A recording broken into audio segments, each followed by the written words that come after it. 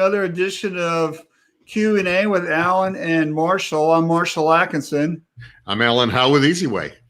And how are you doing today, Alan? I'm a little bit under the weather. You know, it's fall in Michigan right now, getting there. So I have on the hoodie and stuff, but I'm doing all right. Nothing that I can't overcome.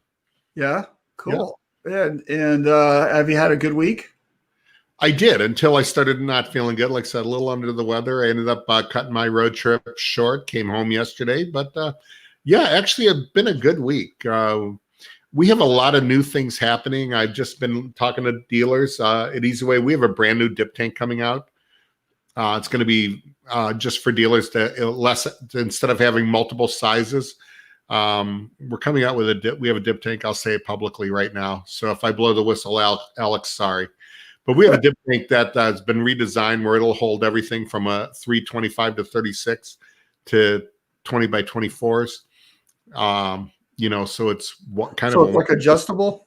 Yeah, it's not even adjustable. It's just the way the design is, and then it has a tray where you can set the screen up, let it drip back down. So I'm kind of excited about the whole thing. Great. It's interesting that in this industry we can be excited about a dip tank. Well, and you know what? It's one of those things that you just look, because we had 4 or 5 different sizes depending on the screen size. And it just took someone to look at it going, surely we can have one that fits all. And we do. And the price is, it's like going to be like around $250. So yeah. Right. Yeah. And for our distributors, instead of carrying three or four SKUs, it'll bring their SKUs down. So, well, good. So anyway, that's awesome. So if you're just joining us, good morning, welcome, or good afternoon, or good evening if you're Josta in Sweden, because I see he's on here. So thanks for watching. And if you're watching this as a recording, hey, how's it going? But here's what we want you to do is this is a Q&A show. We need you to like, comment, share, subscribe. We need that engagement. So don't just sit there and passively watch. We need the feedback. We need your questions. We need your comments. And that's how this show really runs. So if you're watching this right now, can you just say hello? Even if you don't have a question, can you just say, hey, how you doing? Or where you're watching from, what city, what's the name of your shop, all that kind of stuff. So Marshall, I got to tell you, Gusta is online now, and being in Sweden, him and I have been talking offline on Instant Messenger. He's incredible. Yeah, he was incredible. Give us the incredible. So, Gusta, I'm going to blow the whistle on you. So, not only is he a garment decorator, Gusta has herding dogs that he does, Australian ones. He was showing me videos of it. He has a bed and breakfast that he's there on this gorgeous property and everything. So him and I were talking, and I think when you and I take it on the road, that's where we go to. When are we going to Sweden? I forget. Yeah. Well, let's see. We're not even leaving. Some people aren't even leaving there. I'm not even leaving my house right now, let alone. Yeah, exactly. So, right. But yeah, man, that would be great. But he's been sharing all kinds of things with me. And Augusta, thank you so much. Yeah, it looks like just a great thing. He is involved in so much, plus garment decorating. It's so excited. So one day. That's really interesting. And here, that brings up a very kind of weird point, I think, is because we're all we have a common connection, right? But everybody has different interests, different things that they do. I'll make I do what I do, but I like painting watercolors, right? Yeah. And I do all types of different things, right? And so you have your own hobbies, like you like to fish, and I go to fish. You actually have a really great singing voice. I don't know if everybody knows that, right? And here's the other thing: is Rob Coleman on here yet? He is Rob, not. if you're on here, you need to chat in and let us know that you're here, because I have something special just for you. Okay. All right. So anyway, so let's say hello to some people. Sean says he froze up. So I think StreamYard's been having some issues with Facebook. So if you're having issues with Facebook, jump over to our live stream on YouTube. And today, by the way, we're trying something new. We're actually live streaming to Twitter. I don't know if it's actually working yet. So somebody go to my Twitter page on it's what am I, Atkinson T-shirt on Twitter, just to see if it's there. I'm just curious. Chris says hello from Memphis. All right, Memphis, Tennessee. Good barbecue. Yeah. Yeah. Keisa says good morning. The block's watching from Kyle, Texas. Gotta love it on the block. He's on the block. Yep. Charles is here. Hey, Charles. Ink Chemistry Screen Printing. What's up, guys? Hold on. Is that Ink Chemistry? You got to tell us where you are. Is this the Ink Chemistry that's like 10 miles from my house? Tell me where you're located. Yes, that's it. And then also, what's your name? Like, so we can. Yeah, I'm not going to say in case someone else. But is this Garrett from Grand Blanc? I wonder. Marcia says, hey, from Atlanta. Congrats on 25 episodes. Thanks, Marcia. Oh, yeah. Hey, great. Yeah. Thank you, Marcia. I always forget what number this is. Yeah. And Gosa says, welcome. He's on YouTube. Hello. Brian? Sean says, I have up both now, laughing. Right. Is that, Sean, is that both Facebook and YouTube or Facebook and Twitter? Garrett says, right down the road from you, Alan. So somebody needs to go pay somebody a visit, I think. Well, I've been there. Garrett is in Grand Blanc, Michigan, on the border of Grand Blanc and Holly. He has a pretty cool screen print shop. He does some great work. Garrett was actually into the varmint, removing varmints out of your house before when he started it. Actually, bats was it. His first business was bat removal? Yeah, when I met him, he was doing both. He has shut down the bat thing, sold that off, and just you shut down the bat cave? Yeah, he did shut down the bat cave, but yeah. So it was kind of cool. He's a pretty interesting guy. He does some real nice work. One small automatic manual. He's killing it. He's really working on his marketing and stuff. So Garrett, I'm glad you're here. Oh, that's awesome. Thank you so much for watching. And thanks for your first time here, I think. That's great. Yeah. So I had to give him a shout out. Yeah, there we go. And then Sean says he's watching Facebook and YouTube. Great. Okay. So, hey, do you want to jump into our first topic? Let's go. Hey, before we do that, we wanted to say hello and get better soon to our pal Jim. So why don't you, Alan, talk about that and let everybody know what's up. A few weeks ago, we talked about someone we wanted to keep in thoughts, but we didn't mention his name, that was sick. He was in the hospital. He has made it public now. He's out. And that's Jim Kazakskas, I think is how it's pronounced, in New Jersey. Jim has posted he did have COVID. I knew he had some other health issues too. I knew about it because Jim and I became friends when I was sick. If you don't know, about almost 2.5 years ago, I came down with bacterial pneumonia. It almost took me out of life. I had to cancel trade shows. Our friend Richard Greaves took them. But as I'm there, I'm watching Richard's informing me of what's going on the seminars, and I'm getting messages. You know, you realize that we are a community more than just suppliers and stuff when something like that happens. And there was a post from a guy named Jim Kazakskas that I had never met. And he was talking about the show. It was his first time, how great the seminars won. Richard Greaves did great. And he goes, Richard Greaves did great in it. He goes, I was so disappointed. I was really looking forward to meeting Alan Howe, but I hope he's feeling better. And that touched me. I actually looked on his Facebook, hit the phone and called him. And we've been friends already. But Jim is back. He's out of the hospital at home. He still has some recovery to do. This hit him hard. It was touch and go. Right. His son was keeping me informed. And he had COVID. He did have COVID, real bad. So, and he posted on Facebook that he hasn't been able to talk yet. Yeah, he had to relearn a lot of things. And I don't know if that's from COVID. He had some other issues too going on. But we are so excited that he's doing well. He's getting back into 4Js in New Jersey. So we're just, thanking God, for that. Right. So yeah. Okay, that's good. And then Sean says, Yosta, I just got my DNA test and I'm now 5% Swedish. There we go. It's family. Right. And yours says Twitter is working. Yes. Awesome. Yay. Woohoo. And Dan says, hey, gents. Well, we got Ink Chemistry and Dan and me, and we got the Michigan connection going, man. That's right. Right. So let's jump into our first topic here. I think this is really relevant of what's going on today in the world, which is really, I want to just mention about disaster planning. So we have a significant part of the United States that's on fire. Yeah. We also have part of the United States that's underwater, right?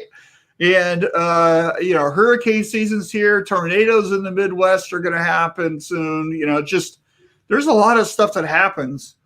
And I don't think a lot of people really plan for this stuff much, right? And what I mean by that is, what happens if your shop burns to the ground or is underwater? Or remember, was a couple months ago, you guys had all that flooding in Michigan, right? And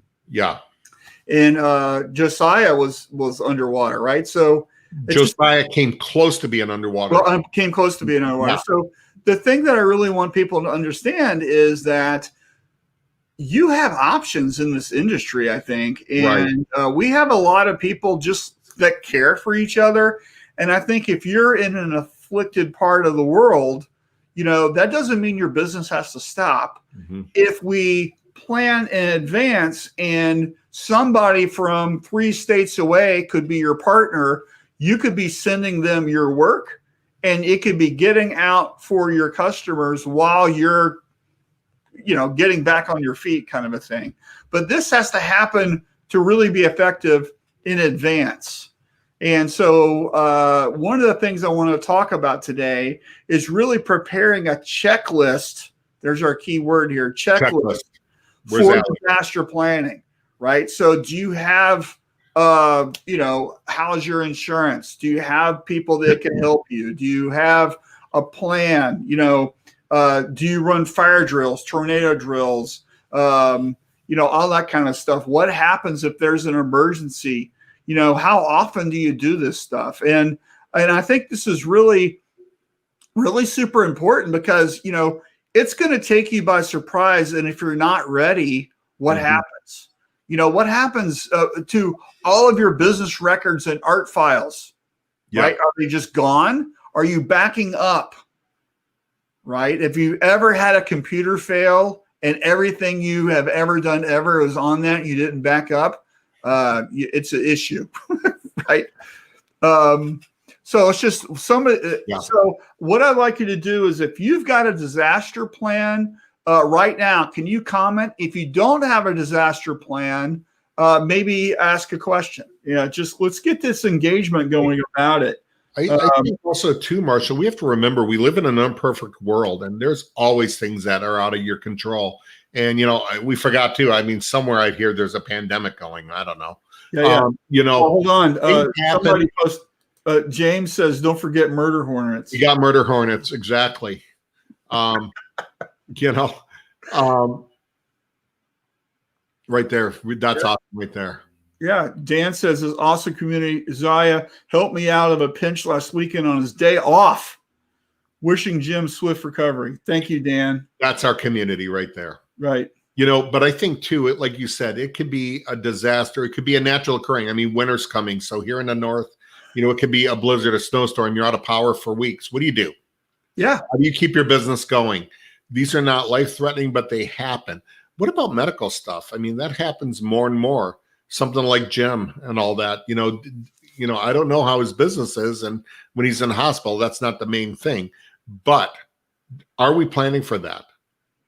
Yeah, right. So, I know just watching Facebook, we have like Ryan Christopher, his son had cancer, right? He was out of his business for a couple of weeks. And look at JJ McCampbell, who does separations. He was in a car wreck. Oh, that I did not know. Right. And, wish him speedy recovery. I just remembered that 2 seconds ago. So, there's a lot of stuff that happens to people. And does it take your entire business down when it happens? It could, if you're a solopreneur like me. It's just I'm the whole business, right? So, what can we do, right? And I think that's something that we really need to address. and just really be cognizant of, and this happens with planning. So, you see, Joseph posted, Dane Clement knows all about it. I think what he's referring to is, goes to correct me if you're wrong, during Katrina, Dane had a shop down in New Orleans, and Right. from what I understand, he just had a brand new press installed and just wiped it all out. It's Right. out to sea right now for the most part. Yeah. And Keisa says the best I have is all artwork backed up to a cloud. Okay. Yeah. So I run, by the way, Carbonite, which is named after, yes, the Star Wars thing that happened to Han Solo. Okay. Yep. And every single moment of the day, everything on my computer zoops off somewhere else. So if I have anything, I can just download it to a new computer. Like if my whole business is on my laptop, but really it's not. It's somewhere else. Yep. I have a lot of stuff in the cloud. I push stuff to the cloud all the time. I use a lot of apps and software. All the art stuff that I do goes to the cloud. All of my business stuff is, using stuff that's in the cloud, right? So this is really just a workstation, right? And it's not really on my hard drive. And that's something I think if you adopt that kind of mentality, then you realize that if disaster strikes, I drop my laptop somewhere and it just doesn't work anymore. It's going to be some pain to replace it and download everything and get it all set up, but it's not gone forever. Right. And so that is something, Akisa, you need to work on right now. It can't just be your art. Okay. Yeah. This is your financial records. This is your business transactions. These are your orders. Right. So if you went down and your customer said, hey, I want to reorder what I did last year, and you don't know what that is, that's a big issue. Right. So solve that right now. And whatever the money is, going through that pain, paying that money will seem small in comparison. Yeah. So I know, and I'm not going to call them out, but In Chemistry is doing work for a company here in Michigan that there was a problem with the owner. I think he may have passed, and their printer's can't keep up. So they farmed it all out to him. That's not a bad thing. That's a good thing. Do we have those contacts who we can go to on a fly when that happens?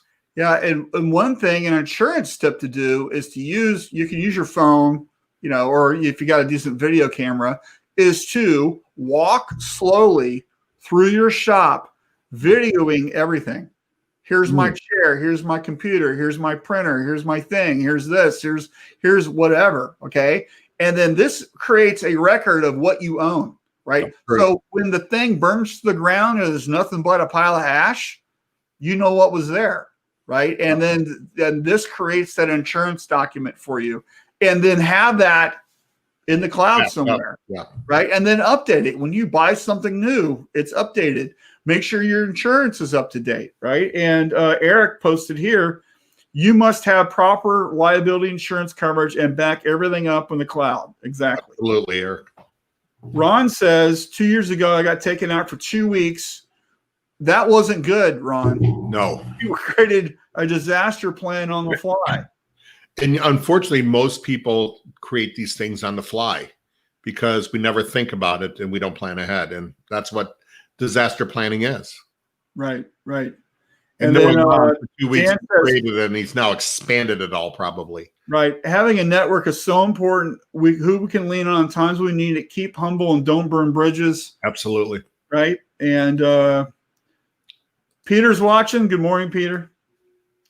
And then I'm just going up. And, remember when Ben Ritter flooded, talk about a community. Contract decorators from around the country stepped up to help out when they got back on their feet. Absolutely.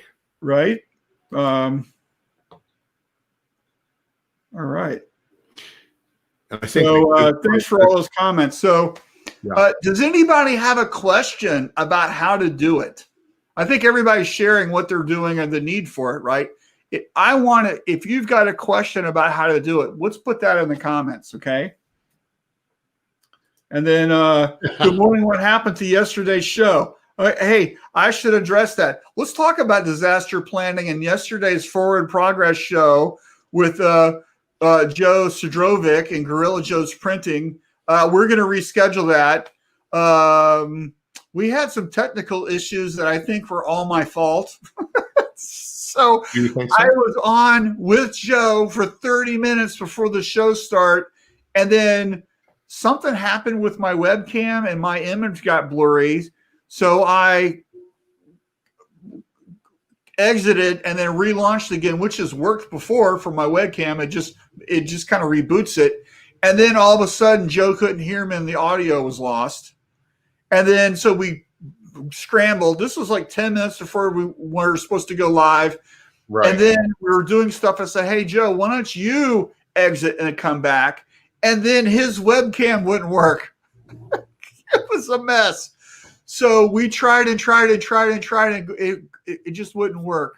And we had all this great stuff. We're gonna get it rescheduled. I promise. And then I had an emergency thing to Alan just to make sure our thing would work yesterday, and it did. So I don't know what happened. That's the problem with going live and it not being recorded is just, there you go. Yeah, it happens. That was a disaster. That was unplanned for. Yeah, absolutely. All right. So thanks, Cindy, for trying to watch. Sean says we switched from internal server to the cloud for everything, and I have and went to Microsoft 365 to work live across all workstations and also have second backup online. And finally, each desktop is covered with Carbonite. There you go. I think it's covered. And then Cindy's, where was your son to help out? He was doing chemistry online by himself. He's homeschooling with his teachers and stuff, and he was teaching himself chemistry. And actually, I walked in there, and he was filling out periodic table electron values. He was making a chart, and he goes, "Dad, do you know how to do this?" I go, "Oh no, I forgot that a long time ago." So, hold on. Yes. I don't, but I know chemists who do. So let's go. Yeah. I'm sure Dan could do it like that. Oh, instantly. Oh, by the way, here's a fun fact. You ready for this one? Go. He goes, "Dad, you know your Shirt Lab logo?" I go, "Yeah." He's like, there's 3 electrons. I go, "Yeah." He goes, Do you know what element that is? I go, "No." He goes, "Why did you choose that element?" I go, "I don't know, because it looked good." It's like, there's 3. I just liked how it looked. He's like, "Did you know that's the symbol for lithium?" He goes, "How come you didn't use carbon, which is 6? Because that would have been more like ink." I'm like, "I don't know, Jack. I didn't give it that much thought. I just did it because it looked good." This is when your kid's smarter than you. This is exactly. So, all right, we got lots of fun comments. Cindy says, "Where's your?" I'm glad it was technical issues, right? Yeah. And just kidding. And Dan says, "Valence electrons and orbitals. You're speaking my language now." Thanks. Yeah, but we're using words we don't understand, Dan. There's a big difference between knowing and understanding, right? So I don't remember taking valence electrons and orbitals in high school. Yeah, public ed didn't have that one. Right. So I'm 56. So when I was, that's 40 years ago. Yeah. That information was replaced by what's my favorite beer and what time Seinfeld starts a long time ago. So. Mine is all that's been replaced if I knew it with proper coding and squeegee pressure. Well, no, the good stuff, the really important science stuff is replaced with the baloney. Okay, it's not replaced with information. Oh, that's true. That it's like Seinfeld episodes of Friends. Yeah, absolutely. Hey, this is going to be a great segue into our next topic, which is training, flattening the learning curve, which is all about understanding and knowing things. Yeah. So let's get into that, right? And I think it's so important that we cross-train people. Right now, it's like this week, okay, I have talked to no less than 4 shops, who are trying desperately to find press operators. Yeah. Right now, this is happening. We need a press operator. One was actually an embroidery machine operator. Okay. And I was like, okay, well, how come you didn't teach other people in your shop how to do the work? Right. Mm-hmm. And everybody's looking now for people. And I'm telling you, they do not exist. You're going to have to grow your own. This is the best way. And sometimes it's the fastest way. You know, you can get somebody who can do something in your shop and probably at a basic okay level in just really a matter of weeks, really, you know, which could be the same amount of time it takes you to find somebody who already knows, it's got years of experience. They're not going to have every single piece of ever, you know, they're not going to be at expert level, but they're going to get you up and running in a couple of weeks. And this is really important. I think, you know, to get your training program going, and it can't be you doing the work. Right. Right. If you're the business owner, like right now, my Shirt Lab partner, Tom, he's been running a press for a couple of weeks. He actually just hired some people. Right. Yep. And so he's been doing the work and not doing the things he needs to be doing because he has to get the work out. Right. Is that you right now? Are you doing all the work instead of at a higher level and accelerating your business growth? Right. Yep. We need to be doing some training. And so that's our topic here. So what's your opinion on that, Alan? Well, and I think you're right. You know, there's two ways. You find people that already have experience, and you're going to, you know, there's a couple positives and negatives with that. You're going to find people that have experience, but they also come with their own ideas, own baggage and stuff. Or is it better to train them on your own? And a lot of people don't want to put the time into training them on their own. And so they're going to find people, and you're going to have the good and the bad with that.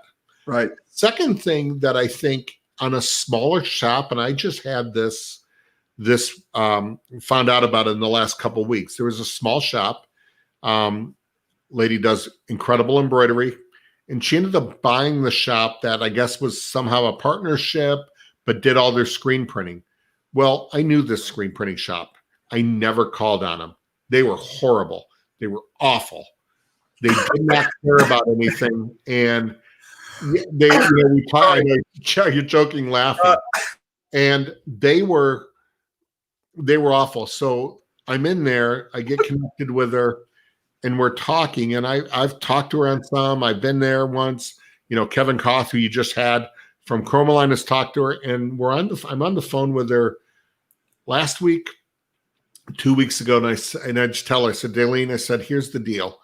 I said, straight shooting, you know how to run embroidery, but I said, you had someone doing your screen printing shop, your screen printing, and you thought it was a good deal. She goes, you're saying it's not? I go, I'm not saying it's not. I said, and we both use this, is sometimes we just don't know what we don't know. Yep. And I said, you have, as a business, screen printing is a big learning curve before it becomes profitable. And with most new people, that's true. And I said, she asked me, what do you think I need to do? And I said, I think you need to invest in your business and go to a school, which they have a training class that you will learn in 3 days, everything, the basics, and it will bring that curve down. He said, you don't have to know anything. You know a little bit, but yeah, I think it's all going to click. Are there classes right now that are open for that? There are. So I gave her. Hey, Peter's on here. Are you guys open with your training center right now? Can you comment? Go ahead, Alan. Vastec International actually does great introductory screen printing classes. They're one of the best. I know Tech Support Screen Printing Supplies does. And Vastec has been having classes. In fact, so I know she wrote that down, looked them up, and signed up her and one of her employees that day. Mm-hmm. Vastec, I was talking to them. They said, yeah, she's there. So next week, she's going to be there for 3 days. And I thought, finally, someone that is willing to put the effort in and do it right. She's investing in her business. She's investing in her people. So I think that's it. And I see that more in newer shops that are saying, I want to learn screen printing. I want to do this. And I'm going to buy equipment and I'm going to print shirts. Really? Yeah, you can do some from video and Google and YouTube. But man, if you don't know if the people are legit and doing it the right way, it could be a disaster. Right. When I was selling equipment on brand new equipment sales, startup shops, we call them, I always said, I would rather you spend $300, invest $1,000, whatever it takes, go to this training school, come here, do whatever you need to do. And then that way you can decide then going, wow, I'm glad I did this, because either one, yes, I want to continue down the road and do this, or boy, I'm glad I didn't sock in, thousands of dollars of capital. Right. And do it right. So that's my thing on training. I think from the get-go, better training in equipment manufacturers, that has got to be key on it. Right. Okay, cool. Hey, we've got some great comments here. Ray says about my Shirt Lab electrons here. Lithium, just tell me you're a Nirvana fan. Peter says today is the birthday of the late great Joe Clark. It is. It's talk about an educator, right? Yeah. A good man who gave so much back to this industry, who was taken away too soon. Rest in peace, Joe. Thank you for sharing that, Peter. Appreciate that. And by the way, the M&R Training Center was renamed after Joe, right? So thank you for Peter for that honor for our industry. I think that's fantastic. That was such a great honor. I went there, right? For that? It was an invite, and I was invited to be there with the Clark family. I know Richard Greaves, Rob Coleman was there. It was Lon Winters was there. It was such a great honor. And Peter and Danny Sweem and M&R, thank you so much. That was classic. Right. It was announced at his funeral, and it was great. So, yeah. Brian says in '93 during the flood in Missouri, I know businesses that were able to work days later because they had a backup off-site. Thanks, Brian. Yeah, great. Dan says Mark Gervais recently shared some advice that Joe Clark gave him in an interview that I love. You've been blessed to have been influenced by so many, now paying it forward and teach others. Thanks, Dan. Agreed. Ink Chemistry. What was his name? Garrett says, I've had 2 experienced printers who had a way of doing things, ink on every inch of the shop. Oh, I hate that. And just bail. I have a production assistant that I'm training on printing, and it's way better and clean. So this hold on, this thing is so huge, it's blocking me. So the thing that you should get across is, what is success? What does success look like? These are your shop expectations. This is your company culture. And this takes me back to my favorite book, which is Extreme Ownership, which is it's not what you preach, it's what you tolerate. So if you don't want ink everywhere in your shop, don't tolerate it. If you don't want your people on your cell phones during the production hours, don't tolerate it. Right? So it's just one of these things that you as the owner or you as a production manager leader, you set the tone of what is acceptable. Right. So this has to be carried through with training. Now, I'm not saying we have to be, jerks about it or anything. Right. But we have to set the tone of what success should look like. And when we're training people, one of the things that I've done for a long time is that I like to schedule like a 30-minute little session. It's mapped out. It's on a calendar. That person that you're going to train or that group of people know that the training is going to be Wednesday at 2:00 or whatever for 30 minutes. And we're going to learn how to do whatever it is. Right. And then the next week or whatever, there's going to be another 30 minutes. And we break it down into these little manageable chunks, because if it's too long, people aren't really listening anymore. Right. I just like little 30-minute chunks. And you can move people in and out of that in your business. 30 minutes, easy. An hour is much harder because somebody has to cover for them. 30 minutes, you can, like right after lunch is the best time. 1 to 1:30, we're doing some training. That's just a fantastic way of doing it. Just want to throw that out there. No, I think that's great. Yeah, absolutely. Dan says, figured you prefer F and S's version. You guys are hilarious. Joseph says, does Easy Way have learning videos on their equipment? Well, Easy Way doesn't make too much equipment. We have some washout booths that we usually do and dip tanks. We do have some videos, and we've been doing during the COVID when we were locked down, each of the sales guys, we were doing a lot of tips and tricks and just stuff about us to get to know each other, everyone, to get to know us better as a company. I know it's in plan for us to redo some of those videos. They're not up to date like we wanted, but we're getting there. So yes, go to our YouTube channel, go to our Facebook, our Instagram, follow, share it, and it's there. Great. Oh, yes. Peter says, in reply to my question, M&R just recently got back up and running with in-house customer visits. I don't see that we'll be conducting group training classes until after Q1 of next year. I would agree. Peter. Hey, when you do that, can you let us know so we can share with everyone? We'd love to help you with that. Absolutely. And if you've never, one of the great things about M&R, if you're looking at a piece of M&R equipment, especially now that they're doing in-house customer visits, you want to go up there. It's pretty impressive shop, pretty impressive manufacturing. Yes, it's great up there. Yeah. Cindy says we did it backwards. Our kids got all the training equipment and software. Now most of them are in college and starting families. As Mark Granberry, GSG, says, you can teach an old dog new tricks. That's great. Thanks, Cindy. Peter Walsh and I just recently got back and running with it.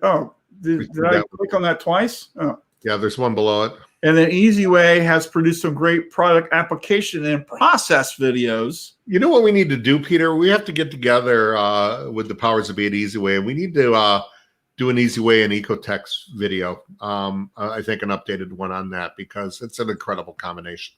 Yeah, and speaking of videos, we just started filming for Shirt Lab Tribe videos for our Shirt Lab Tribe Research Center, and we'll be posting those soon. So I'll talk more later and bore you to death about Shirt Lab Tribe at the end of today's thing.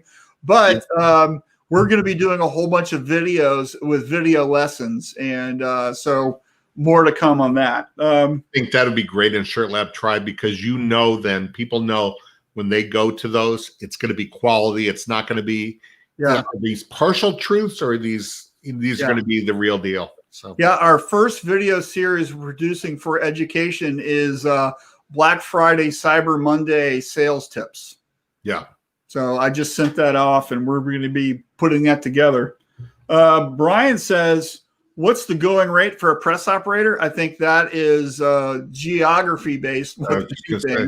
And also it's experience, how good they are, right? And so I see 14, 15, all the way to $25, $8 an hour, right? And just depends on where you live.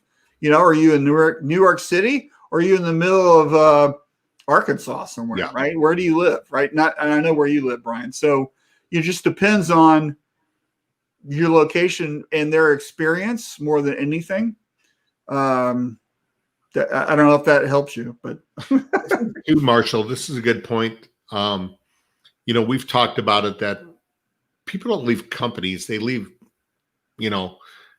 things. And, sometimes there's more than the money. If it's a great work environment, if the culture's good, if, people want to be a part of something they believe in and they can be a part of, how much advancement is there? Is it a team effort? And people will go there. It's not always about the dollar per hour.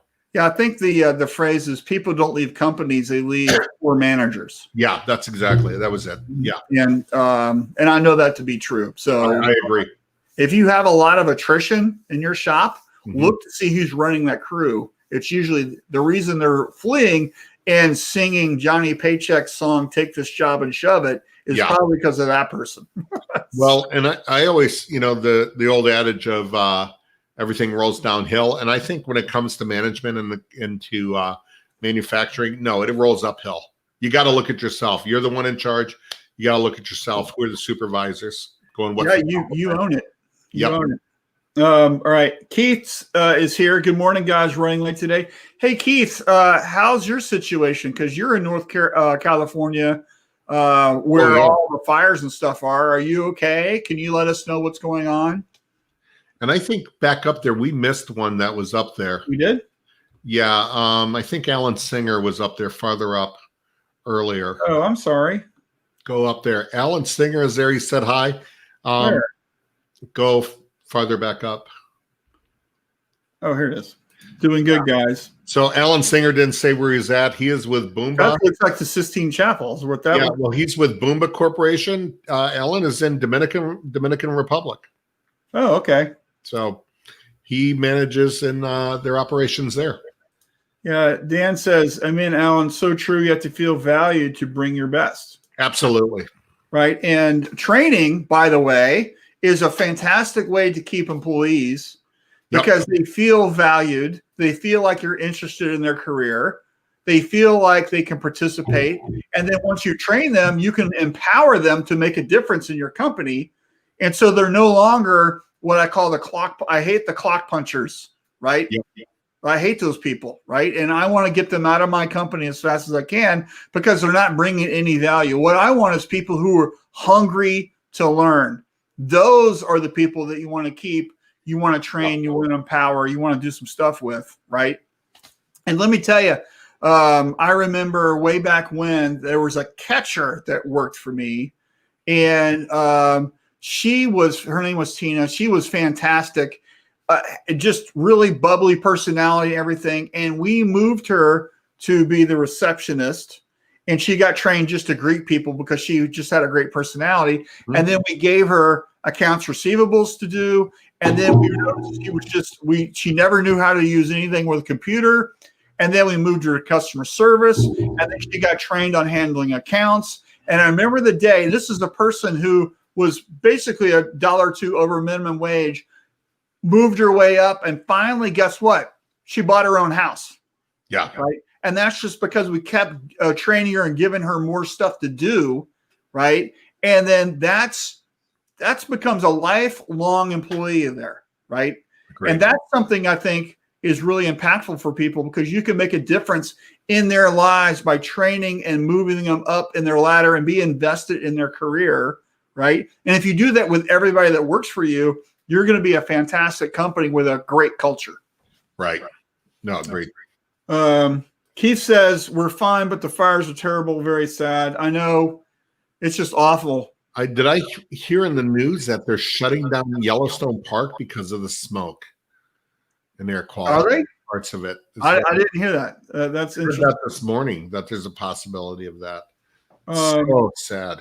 And Dan's here. He says, "Cello." That's on Dan from Alabama. Yeah.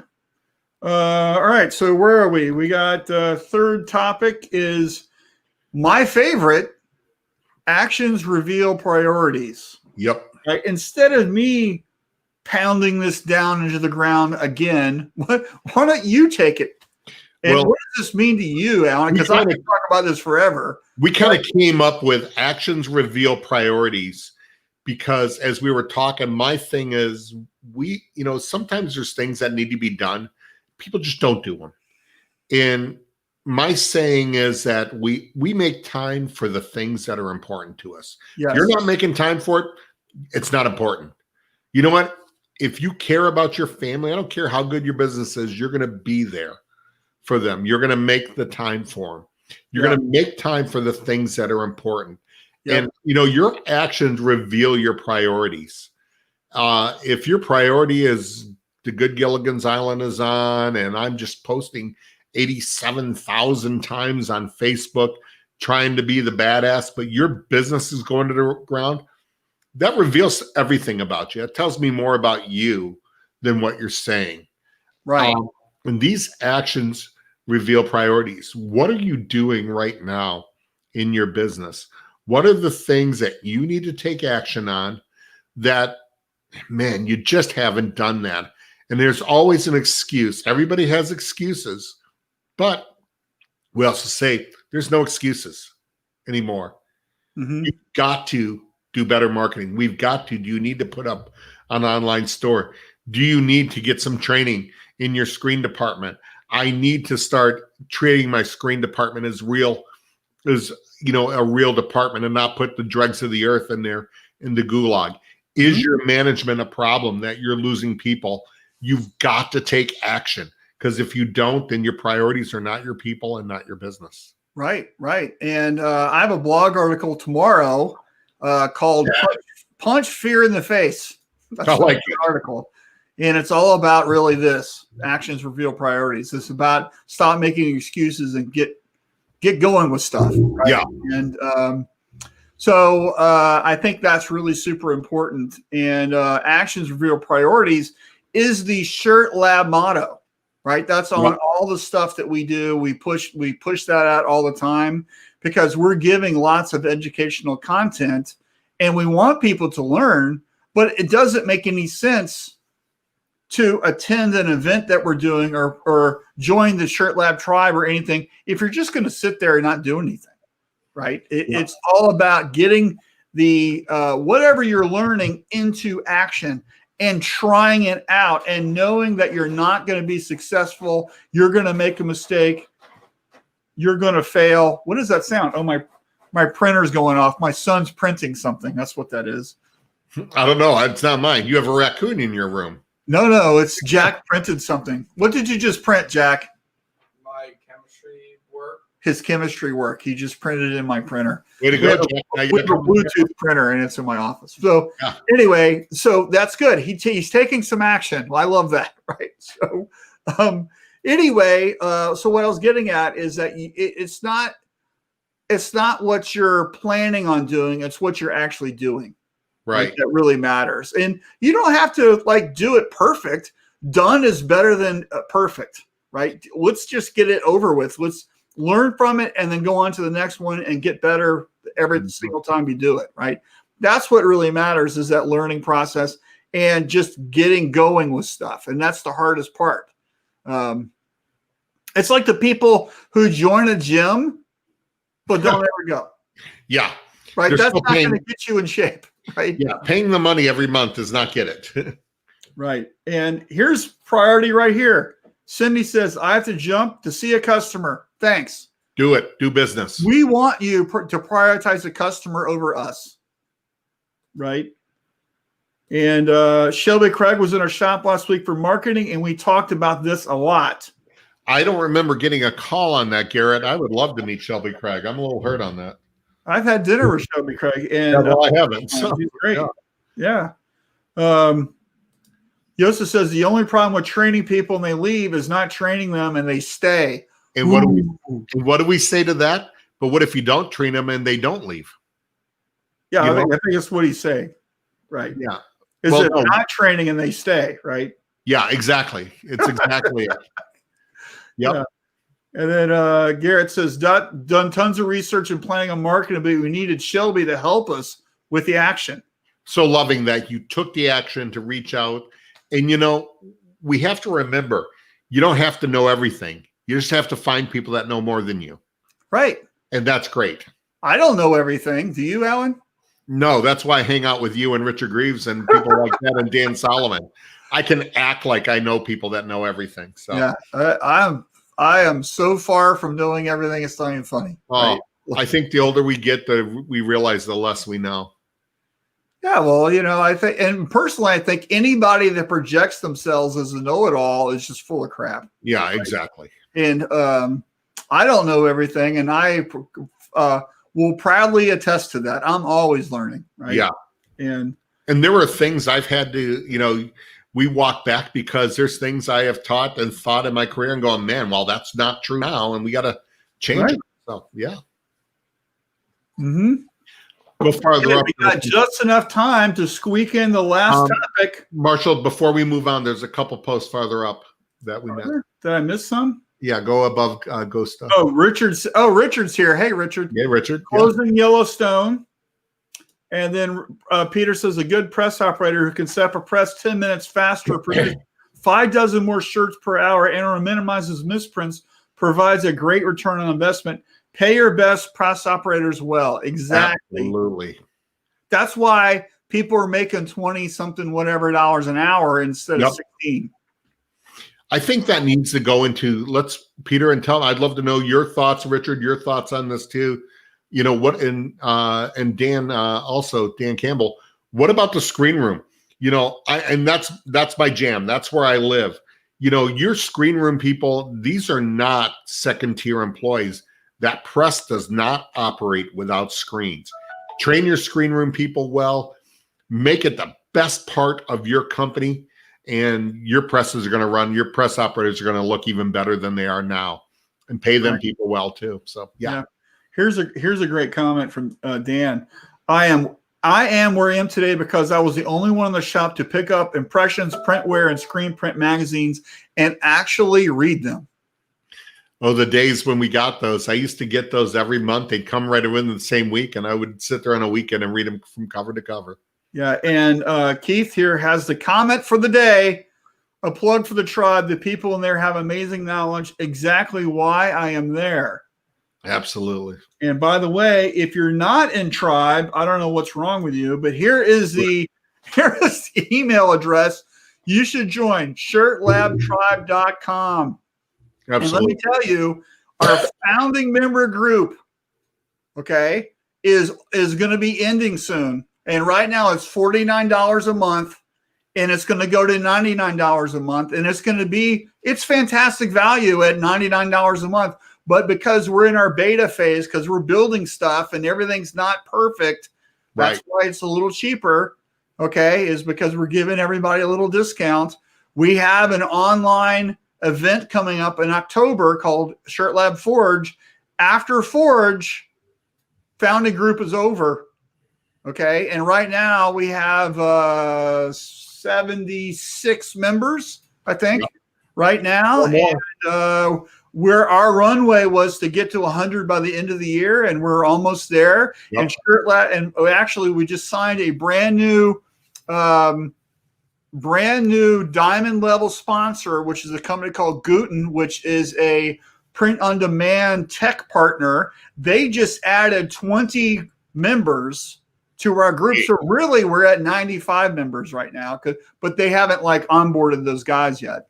Sure. So let me tell you, this is a fantastic group. We've got a lot of great things that we have planned that we're going to be building and doing, and you absolutely get your value out of that every single week. We have a Tuesday, we have a Q&A call every single Tuesday for an hour, which is great interaction. It's a Zoom call, for those of you who have love-hate relationship with Zoom. I'm one of them people, right? It's just fantastic interaction, and that's recorded. If you can't make the call, you can watch what happened. And then every single Thursday, we do a presentation on an industry topic that you can learn from.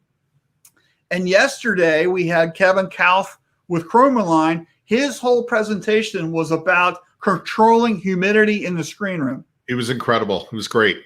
And next week, we've got Melissa Clark with US Blanks. She's going to be presenting on how to create a custom t-shirt that's made for you or your customer, how to actually do that, because that's what she does, right? It's fantastic information that you can learn from. All that stuff's recorded. You can binge watch it all you want in our Shirt Lab Tribe Research Center. All right. That's where the future of the industry for education is going. It's going to Shirt Lab Tribe, and you should join right now. It's $49. So I'm off my soapbox. So I could talk about it for a long time. It's a good soapbox. Yeah. So let's get to our last thing, which is, where is that? It's start January sales today. Yeah. And I think we're all focusing on holiday right now, or back to school's kind of almost over a little bit. I want everybody to be thinking about January Q1 right now, because your sales in January are going to happen now. They're not going to happen in January. Yep. Right. Your planning has to happen now. And I think the crux of that is really looking back to 2020 January, 2019, 2018. Who was ordering in these months? Are they going to be ordering again? And then who just like them? If you can clone those orders and find new customers for January, you need to be working on that now, because let me tell you, this year's weird. We all admit that, right? We can admit that it's weird, right, Alan? Oh, beyond weird. What's going to happen in January? We don't know. Will we have Long Beach? We don't know. My guess is probably no, right? Yeah. So what's happening? This industry is so upside down. If you don't plan right now for your January, when January happens, it's going to be crickets. Absolutely. That's what I'm afraid of. I think we have to, I think a lot of times people are thinking that, oh, 2021 comes, there's a reset. We don't know that. It's not a reset. We are in a next normal. What are you doing to plan for what's going on now for in the future? I know we talk about the tunnel, that we see the light. We don't know how far away it is. We almost got to get rid of that whole mentality and just go, here's where we're at. Let's go. What are we doing now? We have to do it as a supplier, as a manufacturer. You have to do it as a printer, as an end user to them. There are, while as an industry, we're slightly upside down. It's weird for us all. We don't know if there's a trade show going on. Fact of the matter is, there are businesses right now, Marshall, that are killing it. They are above last year's. Right. Now, that's not the norm, but they are. They're out there working their hiney off and doing it. There are some that are going, wow, we thought we were doing bad. We're really not that far off. Yeah. Where we were. I've talked to shops that are above last year's sales right now. So I was talking with a shop owner last week, and their comment to me is that nobody's buying. And my response was, that's wrong. Nobody's buying from you. Correct. And so you have to figure out what's going on, and maybe you need different customers. Maybe you need to do something differently or offer a different product, and here's your dirty word, pivot. Yeah. And let me tell you, you need to be doing something different. And if you're trying to do the old stuff that isn't working and you're banging your head against the wall, it's not working for a reason. Yep. It's not going to work for you. Change. Well, I hate the word pivot. We have to pivot. In this economy, what's been going on this year, you have to pivot. You can't keep pivoting. I'm pivoting here. I'm pivoting there. I'm pivoting there. You got to pivot and go. Yes. And it's not so much a pivot as, there's a crook on the road. You got to go that way, or you're going to be lost in the field and in the woods or in the weeds. And sometimes with people, Marshall, I know the customer you're talking about, and we have talked about that. And it's like sometimes you can talk to your blue in the face, and they're just going to say pretty much, I put them in the file of, don't confuse me with facts. My mind is made up. Customers like that, they are their own worst enemy. They are. And bad, cynical Alan does not feel bad for them. That's bad, cynical Alan. Don't be. Well, what's going to happen is they're just going to go out of business. Oh yeah. And so the people that are doing great, I have some of my coaching clients. Okay, Alan, they are printing 24 hours a day right now. They cannot keep up. They're so busy. Just before we went on there, I had to take a call. I have a distributor. He said he doesn't sell an automatic reclaiming machine. Yeah. He's a dealer. He goes, hey, I have a guy. He's a good customer. Here's the number of screens he has. Can you give him a call? I said, I will call him as soon as I'm done with the podcast. Looking to purchase equipment. Yeah. I know a client of mine. He's not huge. Made the jump. Bought his second automatic contract printer. M&R sale, Peter. So yeah. Got it. It's due to be delivered in November 4th, I think it is. So, yeah, he is just going for it. Yeah. So he's doing well. You have to here's what you got to find: customers with problems that are in alignment with how you can solve them. Yep. Right. And then they will pay for that. Right. That's the value you're bringing. And then your marketing has to be all about that. So if you don't have business right now, or you want more business, you need to be really looking at your customers' problems and how you can solve them for them. And remember, in your marketing, your customer, it's all about emotion, right? They're frustrated. They have a problem. Maybe they use an apparel decorator right now. What you need to understand is they have to fire that shop to use you. Yeah. So why should they fire them? Yep. Right. And if you can't answer that question, then you're not going to get any business. Exactly. Right. So we have a gazillion comments here. So where did I leave off? Well, up here, Eric Campbell. Right. Dan says I'm here today. And then Eric agrees with Dan on reading and learning, right? Talk about a guy right there, Eric. I'd love to know what's happening in the embroidery industry, man. Yeah. Talk about someone who knows more than us, Eric Campbell. I'm so glad he's here. Right. I tell people when I train others in sim process steps that one of the most important parts of good steps is the screen. Yes. Peter says producing the best stencil possible and favorably curing the ink or the bookends of a successful screen print is what makes all the creative stuff in the middle possible. Thank you. Absolutely. It's meat in the middle. Great steps and great design mean nothing if you can't reproduce it in the screen room as well as what it needs. Absolutely. Eric says, by the way, the mentality that goes all the way down to people in finishing, the people that package up orders determine the first experience your customer has with your product and the last chance for quality. Take care of them and listen. I got a story on that if we have time for another time, but great comment. Dan says, so true. I've been to customers waiting to begin trials of open boxes and have exploded pigments. Not a great place to start. Thanks, Sean. Need to go print one more order. Print two, Sean. How do we plan for COVID-21? We'll all be immune. Let's hope that. Don't get me started. Start working on January sales now. Suggest everyone read Fanatical Prospecting by Jeb Blount if you want some great lessons on how to build a strong pipeline to generate future sales. Haven't read that book. I'll order it on Amazon here in a minute. Welcome to Shirt Lab Tribe. We're happy to have you part of the community. Just did it. Woohoo! New customer. That means 77 tribe members. Thank you. Cynical Alan is a rarity I've yet to see. Are you cynical, Alan? Well, I think Dan might be a little kind there. Yes, I am. I have, okay, I will tell you, and I try to, on a business setting, it's there. Marshall, you know that. You've talked to me offline, and I think Dan might be a little sarcastic there. So, guys, while I will talk to anybody, I have a real hard problem. The things that drive me nuts, I don't do stupid well. I will help anybody.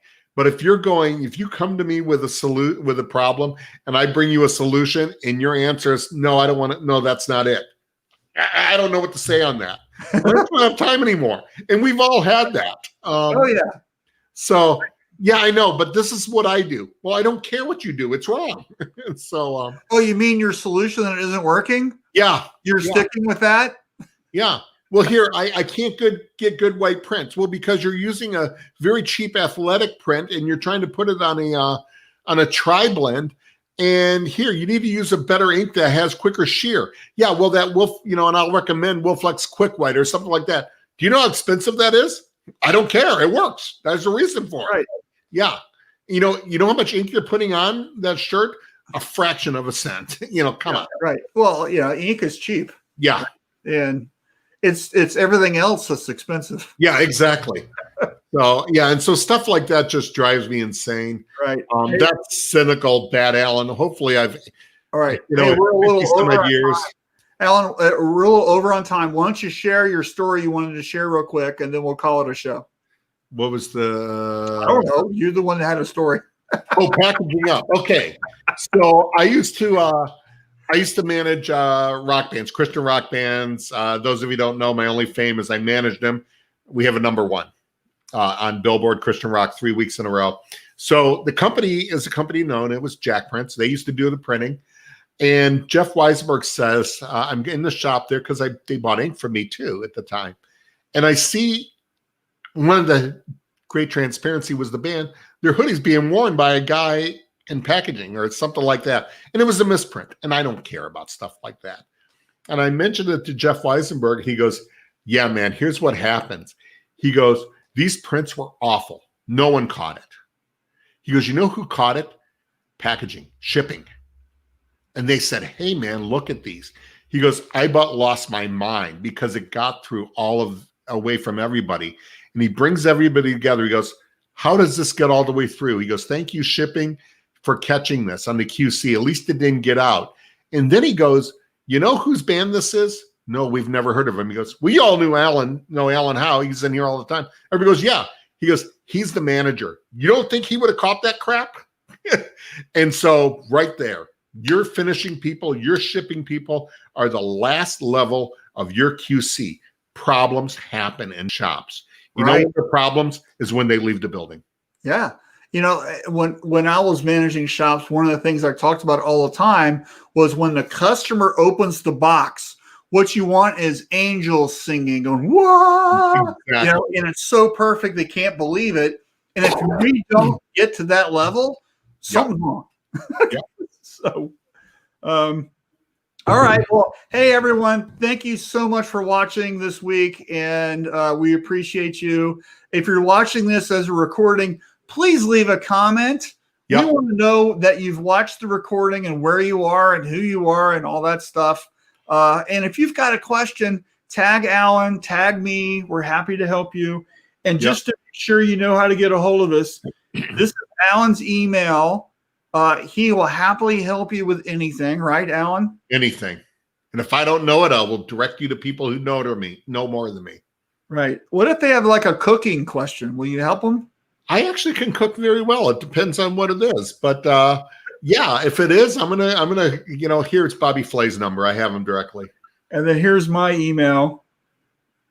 And I am so disappointed, by the way, that our friend Rob Coleman is not on here today because I wanted to wish Alan Howe a happy birthday. His birthday is tomorrow. Thank you. So if you're still watching this, please wish Alan a happy birthday and make him feel good, okay? Because you're what, 107 years old? How are you old now? 108. You know, I look pretty good for 108. I look horrible for 54. I'll be. Right. And I wanted Rob to sing happy birthday to him. And we were going to invite him on the show somehow. So, we should have just logged him in. So should I sing happy birthday to you? I'd wish you wouldn't. I can. I'd rather you not. Okay. If you'd like to, go ahead. But I think you don't need to. Happy birthday to you. Oh, hold on. Happy birthday, dear Alan. Happy birthday to you. And many more. Thank you. How was that? That was awesome. And I hope I sound like a cow being butchered, I think. No, it was great. It was from the heart. Hey guys, I hope just so we know, I hope I represented Easy Way well because I am honored. The owner of Easy Way, John Schluter, just popped up as listening. You never know who's sneaky. And you know, John and I go way back. You ever want to hear old time stories? John and I have them go way back. I love John to death. So glad to be part of the Easy Way team. So thanks for watching, John. All right. Well, hey, thank you everyone for watching. We appreciate you. And thank you for wishing Alan a happy birthday on his 108th year around the sun. Yeah. And did you see what Peter posted? No. Look right down. Coleman is on the Poly One Nazar Source One competing show. What's up with that? They couldn't pick a different day and time? You know, we were here first. We were here first. Oh my gosh. That's so lame. They can't pick a different day and time? Come on. Unreal. Hey, somebody go over there and tell them they're lame, will you? Exactly. You know what we need to do? Every week we're going to have one of those guys on show so they can't do it. All right. Well, Ray was on here a minute ago. Ray's a rebel, though. He does what he wants. I know. He's Ray Smith. And so we've seen his beard. We know what he does. He has the power. Beard in the industry. Yeah. All right, everyone. Hey, thanks a lot. And we will talk to you guys next week. Have a fantastic weekend. Please be safe. Absolutely. And if you're affected by fires or flood or locusts or anything that's going on, our thoughts are with you. And let us know if we can help, okay? We do. We have a great community. Guys, stay in touch. Be safe. Be kind. Help each other out. All right. See ya. Bye. Bye-bye.